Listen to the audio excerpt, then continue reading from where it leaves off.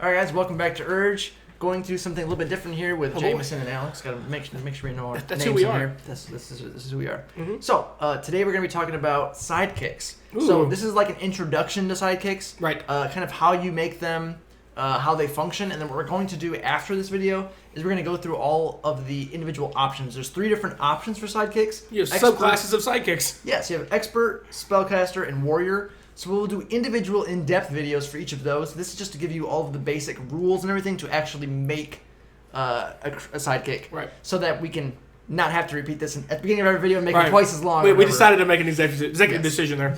So, here is the introduction to sidekicks. Alex. Boom. Creating a sidekick. And it specifies a sidekick can be any creature with a stat block in the monster manual or other D&D book. So, Yes. wherever you want to. Or be creative and make your own. Just make the stat blocks work.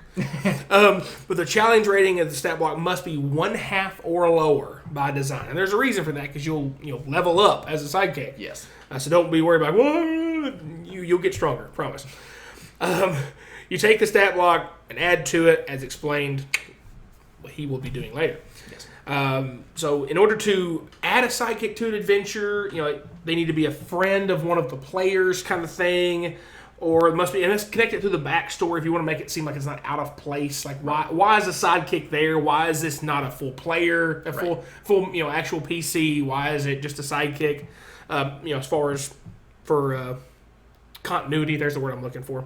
Things like that. I could, childhood friend of somebody who grew up who's not quite as strong, that had the military background of a soldier. Maybe they were your squire, Right? Or kind of thing. Or maybe you've got a really strong pet that you would like to be your sidekick or things.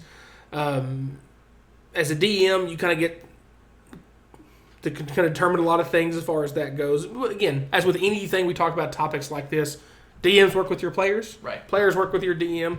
So everybody's on the same page. It makes it a lot more available and smoother from a process for everybody. Yes. So the next important thing is the DM, and then as the players both, is who actually controls said sidekick. Essentially, you've got 4 options. You can have, in a small party specifically is really a great example. You can have a player play a sidekick. Like, you've got just 2 people wanting to play a campaign.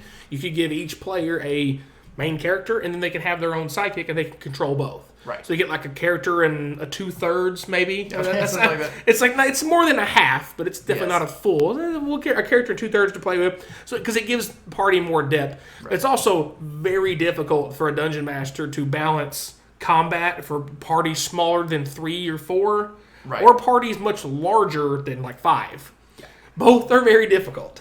It happens. Yes.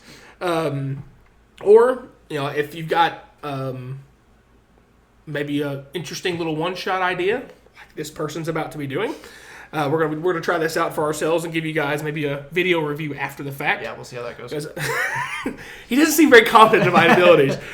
A player plays a sidekick as their only character. Again, ideal for a maybe simpler, quicker concept, because combats aren't going to be as in-depth. Right. Because you're not going to have a bunch of crazy abilities and things. It'll be more simple. Or if you're trying to maybe give somebody a chance to kind of dip their toe in and try D&D out, a new player. It's a great either for a one-shot or even a campaign. You could have them a hired gun, essentially, kind of thing, and he's only there for a night or 2.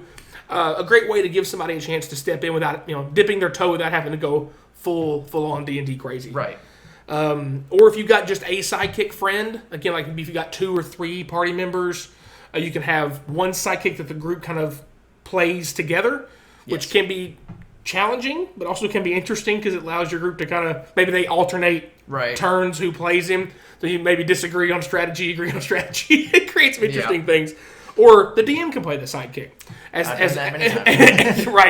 DM can do with an NPC in general, and bring an NPC into play as part of it. So no limited number of sidekicks, but again, if you put too many in a campaign, you can bog down stuff just as much as you had a really big party. If you got 4 people all with sidekicks, that's 8 action economy is 6.5 people. Very convoluted. Woo! But yeah, good simple rules. It's a lot of talking for me on my part, but good. Gives you some basic options on how they should work, both from an RP setting and and choosing how they work mechanically. Decisions are made, things like that.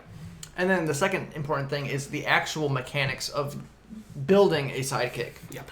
Because there are 3 different class options. So basically, if you're familiar with as a DM with giving monsters character levels, it's a very similar process to that. So you get an idea of how that works. So essentially, there's a starting level, and the starting level of the Sidekick is always the same level as the average level of the group.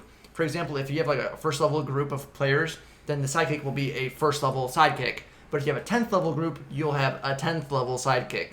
So, as Alex says, you would have a half CR or lower monster, and then what you would do is you would give them levels in the specific side class that they choose, starting from that. So leveling up a Sidekick, whenever the group's average level goes up, the Sidekick also gains level.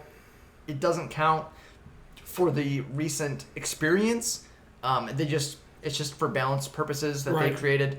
The experience is not related to them, so they don't have to be there to get XP. They just level up on their own. Say they're off training or whatever on their own, off screen or off scene on their.